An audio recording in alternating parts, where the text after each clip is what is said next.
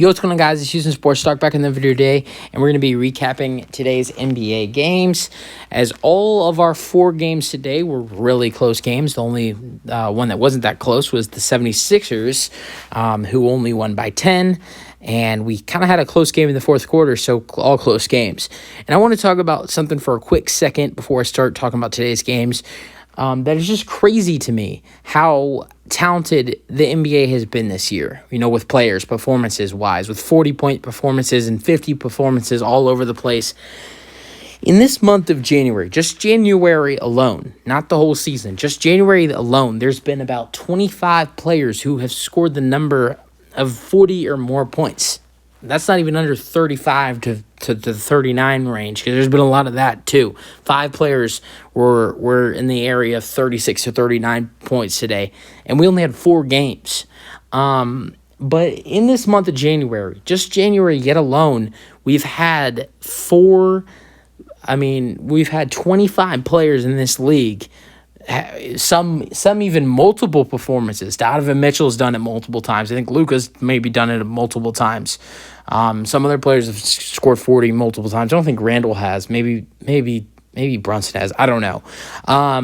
But the crazy thing about it is on January 17th, this is our date. And this month of January, only 3 days in this month, has there been NBA games where someone has not scored 40 points. So 14 out of the 17 out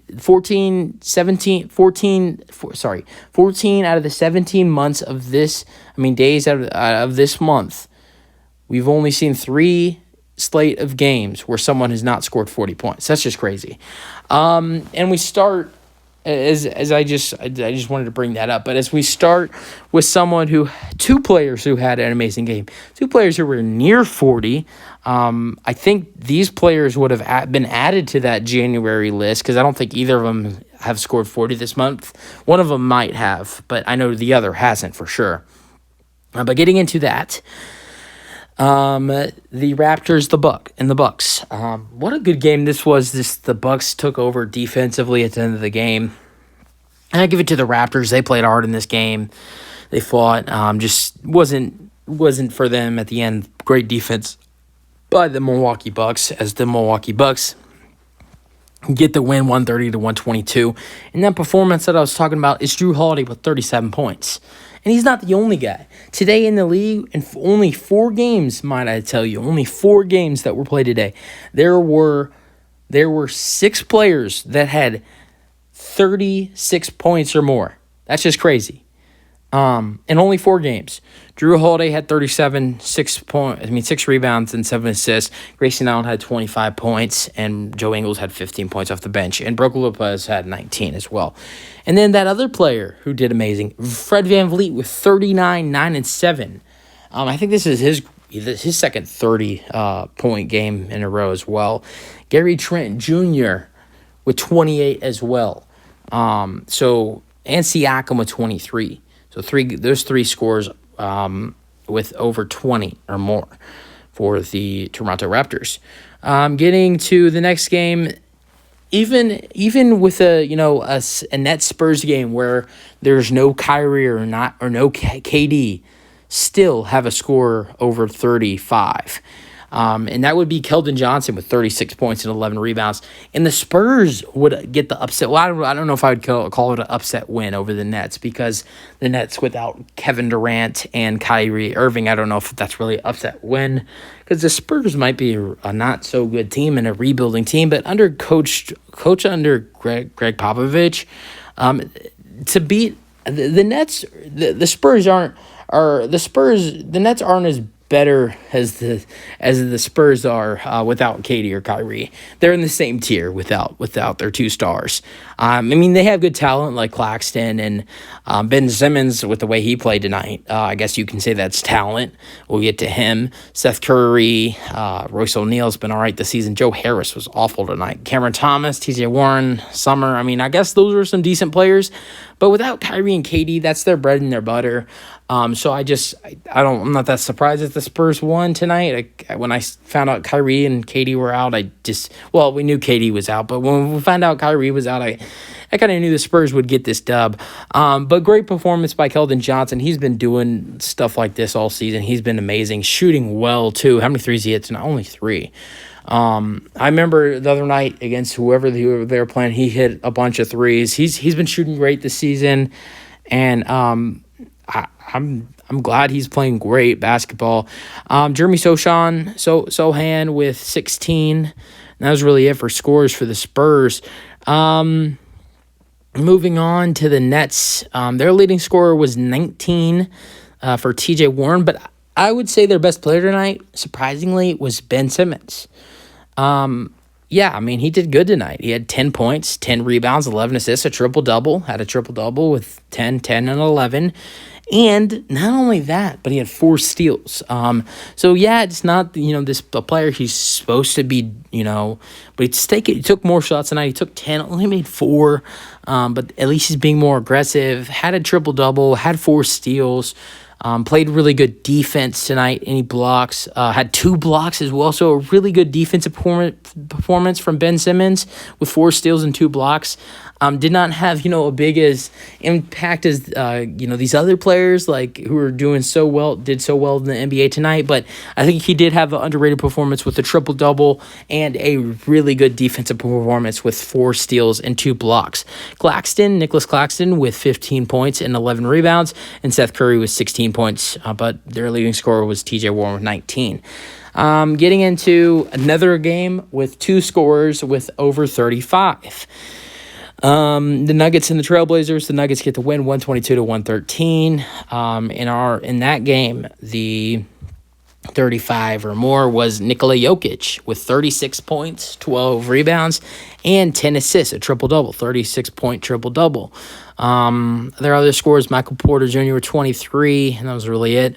For the Trailblazers, their leading scorer was Damian Lillard with 44. He had one of his best nights of his season this year. His best game of his all season. I don't know if that's his season high, but definitely he had this really good game. It was against them too. I think this is his second time putting up 40 against the Nuggets this season. I think he might have had 41 that game. So this is his season high. And then Jeremy Grant had 18. And then our final game, which I want to talk about a little more, you got the 76ers and Clippers. And in this game, we had another scorer with 40 or more points. And that is Joel Embiid with 41 as the Sixers get the win 120-110. Kawhi Leonard with 27. And Paul George would return tonight with 13 points. Norman Powell had 16 off the bench. And Embiid for the Sixers had 41. James Harden only had 6 points tonight. Oh man, only took 6 shots though. I was did a lot of great things passing wise with the pick and roll. That's really starting to look dangerous for this 76ers basketball team. Is the pick and roll between Joel Embiid and James Harden. It is really starting to look dangerous between them two. James Harden had 9 assists tonight.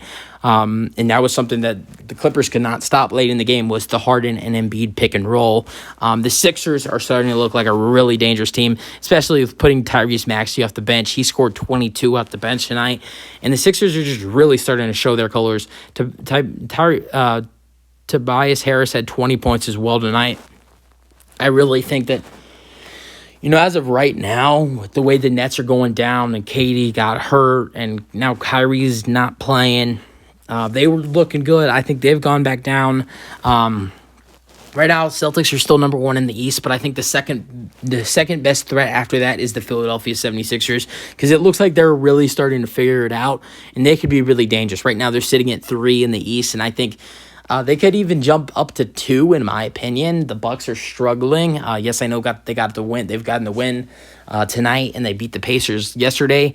But Giannis hasn't been doing as great as he should be, and they've been playing really well. They haven't been playing as good as they usually should be. I know they're without Giannis and Chris Middleton, but I think the Sixers are the second most dangerous team in this league as of right now, and I'm really excited to see what they can do in the playoffs. So yeah, and that's really it for the video, guys. Let me know what you guys think about the 76ers win over the Clippers. Embiid scores 41, and the Sixers start to look really good with Maxey off the bench and that Harden and Embiid pick and roll, and Embiid scoring 41 and shooting the ball really good too. Plus, Damian Lillard's 44 points, but comes with a loss to the Nuggets. And then the Spurs sort of upsetting the Nets, but without Kyrie and KD, kind of not really an upset with Keldon Johnson's 36 points. And then plus, to add on to that, you get a nice high-scoring game between the Bucks and the Raptors, where Drew Holiday gets a season-high 37 points and gets the win against the Raptors, 130-122. But Drew Holiday was not that leading scorer in that game because Freddie VanVleet had 39. So that's it for the video. Hope you guys enjoyed, and let me know your thoughts, and peace out.